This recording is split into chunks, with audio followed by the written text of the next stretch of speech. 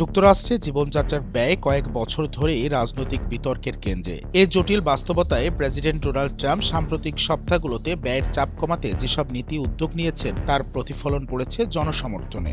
Reuters এফসোসের নতুন জরিপ বলছে ট্রাম্পের জাতীয় সমর্থন হার এক সপ্তাহে বেড়ে হয়েছে 41%, যা গত মাসের তুলনায় উল্লেখযোগ্য অগ্রগতি। দ্বিতীয় মেয়াদের শুরুতে তার প্রতি জনগণের আস্থা ছিল 47%, কিন্তু মূল্যস্ফীতি ও বাজার অনিশ্চয়তার কারণে তা দ্রুত কমে আসে। বিশেষ করে নভেম্বরের স্থানীয় নির্বাচনে রিপাবলিকানদের হতাশাজনক ফল ট্রাম্প প্রশাসনের নীতিকে ঘিরে বিরূপতা বাড়ায়। তবে সময়ের সঙ্গে প্রেসিডেন্ট তার নীতি অগ্রাধিকার বদলাতে শুরু করেন। উচ্চ মূল্যের চাপ কমাতে খাদ্যপণ্যের দাম নিয়ন্ত্রণ, কিছু শুল্ক কমানো এবং সরবরাহ ব্যবস্থায় স্বচ্ছতা বাড়ানোর প্রতিশ্রুতি মানুষের নজর কেড়েছে।